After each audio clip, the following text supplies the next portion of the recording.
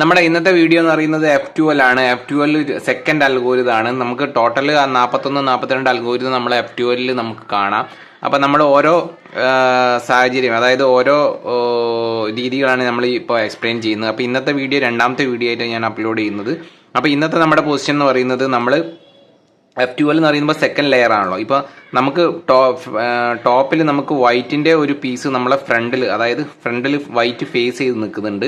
അതിൻ്റെ side piece, അതിൻ്റെ matching piece നമുക്ക് ഇവിടെ ആയിട്ട് കാണുന്നുണ്ട്. ഇതിൻ്റെ ഓപ്പോസിറ്റ് ആയിട്ട്, അതായത് ഇതിൻ്റെ കളറ് ഡിഫറെൻ്റ് ആയിരിക്കും. അതായത് ഇതിൻ്റെ മുകളിൽ ബ്ലൂ റെഡാണ്, ഈ റെഡും മുകളിലായിരിക്കും, ഇപ്പുറത്ത് പീസിൽ റെഡ് ആയിരിക്കും, ഇപ്പുറത്ത് ബ്ലൂ ആയിരിക്കും. അപ്പോൾ നമുക്ക് ഇത് ജസ്റ്റ് ഇങ്ങനെ ഒരു റൊട്ടേറ്റ് ചെയ്താൽ നമുക്ക് കിട്ടും കേട്ടോ. അതാ ഇതേപോലെ എഫ് ഇൻവേഴ്സ് ചെയ്ത് കഴിഞ്ഞാൽ, അപ്പോൾ എഫ് ഇൻവേഴ്സ് ചെയ്ത് കഴിഞ്ഞാൽ ഇത് മാച്ച് ആവും. പിന്നെ നമ്മൾ താഴോട്ട് സെറ്റ് ചെയ്യുക, അതാണ് എളുപ്പ പരിപാടി. അപ്പോൾ രണ്ട് രീതിയിൽ നമുക്കിത് ചെയ്യാം.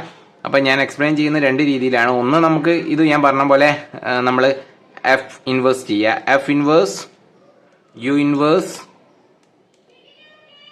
എഫ് ചെയ്ത് കഴിഞ്ഞാൽ താഴത്തെ നമുക്ക് ലെയർ, ഇത് എക്സാമ്പിളാണ് ഞാൻ പറയുന്നത്, സോൾവ് ആവും.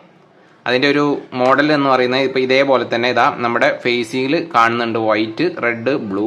ഇതിൻ്റെ പെയറിങ് പീസ് ഇതാ ഇവിടെ കിടക്കുന്നുണ്ട്. നമുക്ക് ഇതിനെ രണ്ടിനെയും ഇവിടെ താഴെ ഈ ഒരു പ്ലേസിലാണ് എത്തിക്കേണ്ടത്. അപ്പോൾ നമ്മൾ എന്താ ചെയ്യേണ്ടത്, F inverse U inverse F ചെയ്ത് കഴിഞ്ഞാൽ ആ പീസ് മാച്ച് ആയിട്ട് താഴെ വന്നു നിൽക്കും.